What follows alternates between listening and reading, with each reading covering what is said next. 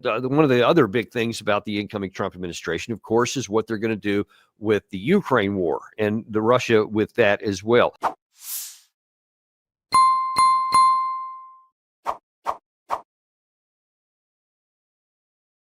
And kind of to set the stage for some of the questions I'll ask, I want to go a quick update of the tactical situation so people can see. Oops, lost on my screen. There we go. Wanted to see kind of what's going on, because these is going to, what's going on the ground is what's going to end up shaping what can happen in the diplomatic arena here. And really, there's been in just even the last 36 or so hours, there's been a lot of updates, even in the northern part here, up in the Kursk area. The Russians can have, again, after some weather-related pauses, have continued to squeeze in from the flanks. In the western flank here, they were able to take yet more territory, and it's squeezing further down here. They're already having, because of the attacks that are going on here, they're moving closer to the one remaining major artery that the Ukraine side can use to get troops in and out, supplies in and out. And if they cut this stuff off here, they won't even have to take Suja the hard way or any of these things up here. Once these things get cut off, then the whole thing will wither and die on the vein. So I'm thinking that's probably what they're going to do. There's been an additional, just in the last 24 hours, information of attacks up in the Kharkiv area. Now, this has been kind of a stoic place for a long time. There's just been, periodic attacks back and forth across the lines, which basically haven't even moved for the last 6 or so months. But now all of a sudden, the Russians are starting to move a little bit more forward here. Now, that's interesting and noteworthy, because another new area is down here in the Kupiansk area, has also been moving forward. And there is some indication that the Russians may be moving in a direction forward here, when they had been moving in this direction here, but they may be thinking, hey, we're going to try perhaps a new offensive early in 25 that's going to try and bring these two things together here. There have been a number of troops that have been seen up in these areas around, which would not be hard to move into effect there. But in any case, there are Russian tactical advantages in both Kupiansk and in the Kharkiv area. And then also in the let's see, I think it's the Chasiv Yar area. But most especially in the Pokrovsk area. I want to zero in on that one here, because that's kind of the one of the next main one here. And there is, after a bit of a pause that they had in this direction here, they have increased significantly back up in the I guess the left flank area there. So it looks like that Russia's not going to try and just take this head on, but to try and cut off the lines of communication here. They've already cut this one off here on the right flank. They're moving now on the left flank, and very soon this is going to be an untenable situation for the Ukraine as well. And as I think you and I've talked about before, beyond the Pokrovsk area, there are very few defensive fortifications left. And as a lot of reporting has been showing over the last couple of weeks, it doesn't, even in the areas where Ukraine had good defensive fortifications, they don't have the manpower to actually use them, and Russia continues to move forward. So literally everywhere you look across the line, and we could even go all the way down into the southern part of the Kherson Oblast. There's actually been a lot of activity right here on both sides of the line, actually beyond the line for the Russians. They've been bombing more areas here. And we're going to talk about this area right over here by Moldova and the Transnistria. That's going to potentially come into play here in a second. But first of all, let me run back to where we were. And so that's the issue on the tactical situation, with trying to figure out what Trump's going to do. So, and this is just to continue on from the last time you were on the show here. Russia has continued to methodically move across. Everything is in their favor. The manpower, the defense industrial base, their air power continues, their air defense, all those things that they have had continue, and actually in some categories are expanded beyond what they were before, and everything is shrinking on the Ukraine side. They can't mobilize enough people. The people they get are unqualified. They've had a lot of tactical errors in how they've been employing their troops, and the morale is literally going through the ceiling or the floor as they're trying to fight a clearly unwinnable fight. And then on top of all that, here comes Donald Trump, absolutely saying he's going to find a negotiated settlement. So the question is even more so for the Ukraine side, what are they fighting for? Now then, here we get to what is Trump's objective going to be. In his hearing a couple of days ago for Secretary of State Marco Rubio, he was asked, what is the administration's plan going to be? Here's what he said. The problem that Ukraine is facing is not that they're running out of money, it's that they're running out of Ukrainians. There's a size differential here that's important. Now, what Vladimir Putin has done is unacceptable. There's no doubt about it, but this war has to end. And I think it should be the official policy of the United States that we want to see it end.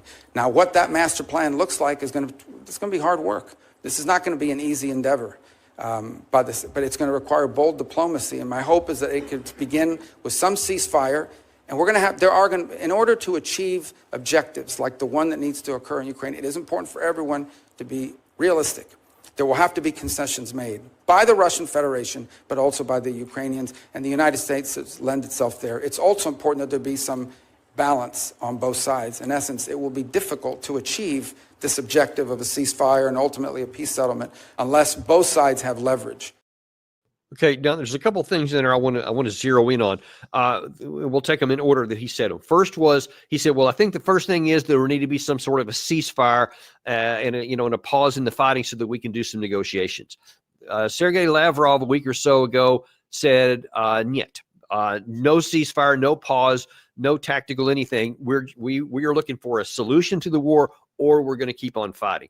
So what do you think is going to happen, first of all, if Trump comes in and says we want a ceasefire, and that's one of his initial negotiating positions, and the Russians just say no? Well, they're not going to get a ceasefire. The Russians would be nuts to agree to a ceasefire. They're on a roll. Why would they agree to a ceasefire, which would give the Ukrainians and the West a time to reconstitute the forces and get ready to fight against the Russians in much better shape than they are now? So there's not going to be a ceasefire. I think there are two ways this can play out. One is that the Trump administration agrees to Putin's demands and you get an agreement, you get a peace agreement. And the two main demands here are, number one, that NATO, that Ukraine never becomes a part of NATO, that Ukraine is a neutral state. That's demand number one. And demand number two is that the West recognizes that the 4 oblasts that Russia has annexed and Crimea are now Russian territory and will be Russian territory forever. Putin has made it clear that those two conditions have to be accepted to get a peace agreement. I find it hard to believe that Trump would accept those two terms. And if he did, that he could get support for that agreement in Ukraine and in the West, especially in the United States. So I don't think you're going to get a peace agreement. The alternative is that the war will go on, and at some point the Ukrainians will collapse, and you'll end up with a frozen conflict. And this will be a disaster for Trump because it will look like he lost the war. Joe Biden has done a brilliant job of kicking the can down the road so that when Ukraine finally collapses, the Ukrainian army finally collapses, Trump will be blamed, not Biden, who should be blamed. But these are the two choices Trump has. Either he agrees to Putin's terms and you get a real peace agreement, or the war goes on, Ukraine loses, the West loses, and Trump is in real political trouble as a result. We had Doug McGregor on here yesterday, and we were asking him what his advice would be to Trump if he could give it. And he says that he should literally not care what anybody says in Kiev or elsewhere, and says, or his detractors here, because he also mentioned that same thing about what the Biden administration had clearly set up to try to blame Trump for what happens next. And he said that he thinks Trump should just say, okay, it's going to be those 4 oblasts. And I tell you what, we're going to stop all of our support. We're going to withdraw all of our military personnel and anybody else from Ukraine until you guys make a negotiated settlement on whatever terms you can get, whether they agree to or not. Because if Trump were to do that and to cut off the supplies, even according to what Zelensky said about 2 months ago, oh yeah, we wouldn't last 2 weeks. The war would be over pretty quick, which is ironically what Putin said about a year ago. Now, that would be a really hard thing to do, and it would, cause a lot of angst. But do you think that, realistically speaking, that might be preferable to what would happen if the fighting continues from the Western perspective? It would absolutely be preferable. It would be preferable from Ukraine's point of view. Ukraine has no interest, as you and I have argued on numerous occasions, in seeing this war continue. And I think what they ought to do is accept Putin's terms, in large part because they have no choice. They're losing on the battlefield. And continuing the war is worse than settling it now.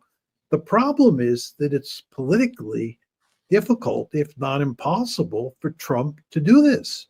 I think Doug is right in what Trump should do. Cut the deal now. But actually doing that's another matter.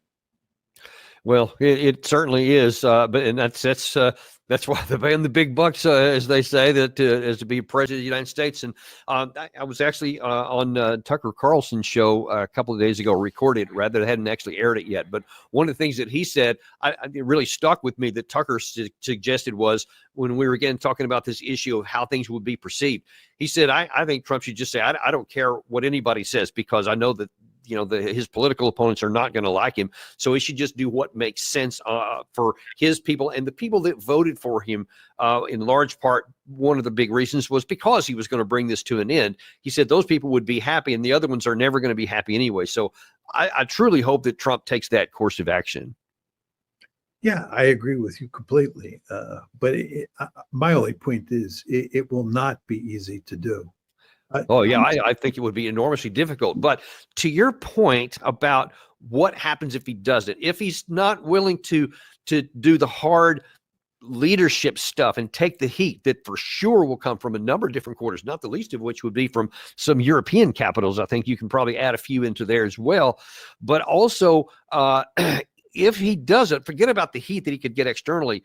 What may happen on the ground could be problematic. There was a little remarked upon in the West comment out of basically kind of a quasi-national security advisor for Putin, one of his senior aides. He's on the National Security Council. I think he's roughly equivalent to Jake Sullivan. He came out and said that as far as Russia is concerned here, there will be no deal done until all the tasks of what they call the special military operation are accomplished. And one of the things, he said a couple of things that were really noteworthy to me. He said, we are particularly concerned that the violent coercion of the neo-Nazi ideology, along with the ardent Russophobia, are destroying Ukraine's once prosperous cities, including Kharkiv, Odessa, Nikolaev, and Dnipropetrovsk. We call it Dnipro in the West here. It is not excluded that in the coming year, Ukraine will cease to exist at all. Now, that the selection of those cities is noteworthy. I'm going to go back to the map here again, because I want to point out where those cities are, and also in light of something else that's happening here of late, and that is to do with Moldova. Now, he specifically pointed out Kharkiv, which is up here in the north, Dnipro, which is here, Mykolaiv, which is down here, and then Odessa, which is down here. You see all these are in this arc right here, which, by the way, this is the Dnieper River, which is coming down through here. And a lot of people have been concerned, actually from before this war, that eventually Russia would push all the way to the Dnieper River. Now, these are all well behind the lines here. And when he says that Ukraine could cease to exist as a state, that implies, and certainly there's been other information both from Sergei Lavrov as well as Putin in recent comments, that if they don't agree to what we call the 14 June line, which is what Putin said in June 14th of last year, where all the 4 oblasts will have to come back to their control. And these gray areas that we're showing here are areas Ukraine controls that would have to be surrendered to the Russian side, or they say they won't reach an agreement. Now, there is a lot of evidence, in my view, and this is what I'd like to ask you, that Putin almost put these lines out there because, on the one hand, they seem kind of reasonable, but also it would be incredibly difficult politically for Trump to agree to that, to just hand over territory that they haven't lost. But that Putin actually hopes that's the case, because he'll just, even if it takes another 6 months, 9 months, 12 months, they will eventually continue until they capture all of this territory. And these Kharkiv and Odessa especially are, by many Russian viewpoint, are Russian cities, and that's something that they actually want. How do you see that playing out, and what do you make of his comments? Well, I've argued for a long time, Danny, and I mean a long time, that the Russians are likely to take those oblasts that are to the west of the 4 oblasts that they have annexed. You know, I remember, by the way, one of the first times we had you on our channel, you said you thought they would take 8 oblasts, not just the 4 that they did. I remember that. Yeah, and it may even be 9 or 10. It remains to be seen. They may not, but I think it is likely, I'm choosing my words carefully here, that they will take additional territory. You want to remember that as long as NATO continues to insist that Ukraine will be brought into the alliance, the Russians have great incentives to take more territory rather than less. They have a deep-seated interest in turning Ukraine into a genuinely dysfunctional rump state. And doing that is facilitated by taking more territory than they now control. And this is why you and I have argued for a long time, some sort of agreement should be reached now before the Russians take any more territory or have an incentive to take more territory. But nobody, of course, has listened to that. And we continue to talk about bringing Ukraine into NATO. And that gives Russia a very powerful incentive to take more territory. And I think that is the direction that you're headed in. One other thing that might be a kind of in a near-term triggering mechanism, perhaps. I mentioned the Moldova there, and I showed where that was in Transnistria. I mentioned earlier on the map. There has been an issue that was ironically precipitated by Volodymyr Zelensky of Ukraine, when after all this two and 3/4 years, basically, where they were allowing transit of Russian gas to go to some elements in Europe, they actually decided to shut that off on January 1st. So they decided not to renew that, so the gas cut off. One of the biggest problems with that cause is that Moldova was getting its energy supports from there. Moldova is conversely providing electricity and stuff to the Transnistria area.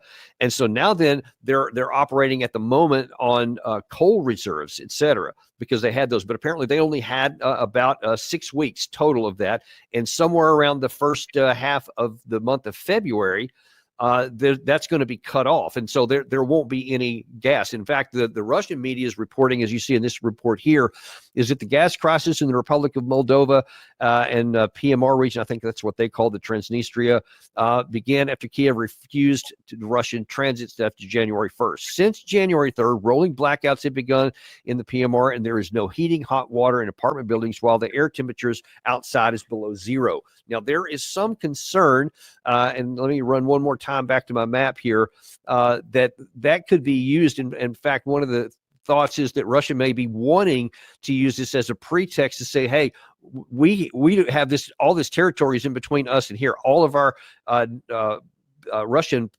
people are in this strip here called the Transnistria, and they may try to force a crossing across the Dnieper River down here, move across to, quote, relieve the pressure on their people here, which of course would then cut off Odessa. And now you have some real problems with that. And once you start moving down here, then all kinds of things become possible. If the Russians are able, and that's a big question mark, to break through the Ukrainian defenses in this part, then the whole thing could come unhinged, and the whole nature of the war could change pretty quick if that's to happen. What concerns do you have that the Russians may be thinking about doing something like this once the electricity runs out here in about 4 weeks?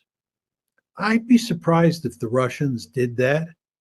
I think at this point in time, the Russians are concentrating on winning the war along the Eastern Front, as you described it before. And I think if they do take Odessa, they want to take it from the east. It is possible that somewhere down the road, they may use those troops in Transnistria to help them accomplish that goal. But I think that that is unlikely and not of great importance. The key question is whether or not the Ukrainian forces in the east will collapse, and that will allow the Russian army to move westward with relative ease. That's the key issue here. You know, when you were outlining the state of the war before, and given that excellent description of what's happening in terms of territorial conquest along the front lines, I was saying to myself, that's one dimension to the issue. The other dimension to the issue is the fact that the Ukrainians are suffering enormous casualties. I think much greater casualties than the Russians are suffering, in large part because of the imbalance in air power, artillery, and drones. And I think at some point, the Ukrainian army is going to collapse. You can see evidence that the wheels are coming off. And I think that once that happens, once the Ukrainian army begins to unravel, the Russians will be in a position to move eastward. And I think they know that, and that's what they're concentrating on. I think Putin has been very smart is keeping his eye on the ball, not getting distracted, not worrying about what's happening in Syria, focusing on what's happening in Ukraine. And I think that they're looking for an opportunity once the Ukrainian army begins to really seriously fall apart, to exploit that opportunity and move into places like Odessa and Kharkiv.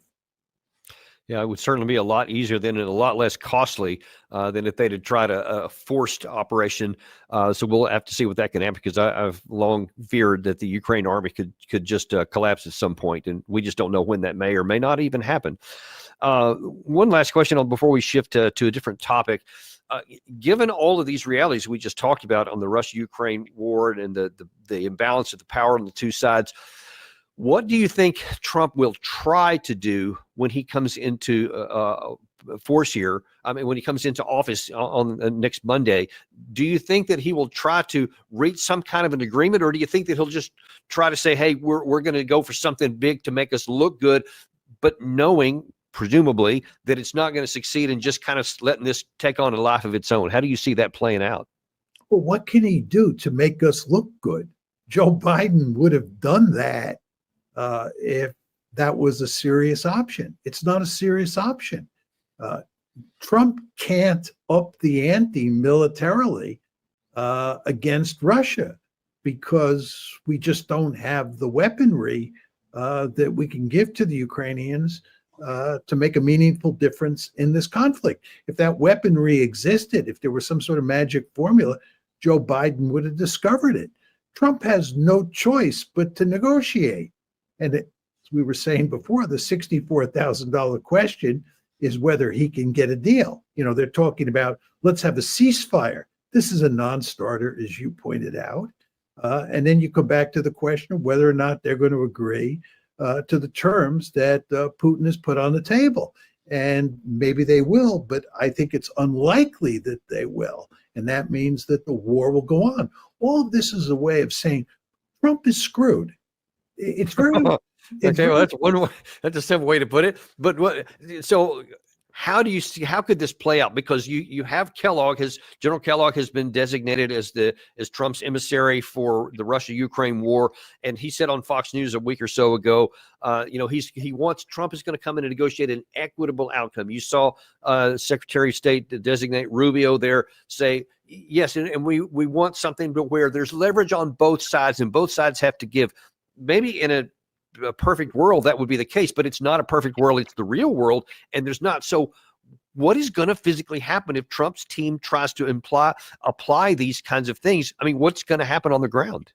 Well, the Trump team, when you listen to them talk, as you just described it, and you saw this with Rubio with his constant use of the term balance, believes that, we have leverage, the Russians have leverage, therefore there's bargaining space, we're going to work out a deal and live happily ever after. I'm sorry, this is not the reality that we're facing. The fact is the Russians hold almost all the cards. They're winning, and we have no way of rectifying the situation. They're in the driver's seat. They're driving a hard bargain. And again, because they believe they're facing an existential threat, they're not screwing around in Ukraine. They want to get a deal that secures their prospects for survival over the long term. So they're going to play hardball, and Trump is going to have to make serious concessions because of the imbalance of power that exists with regard to this particular war. And the question again, is he willing to make those concessions?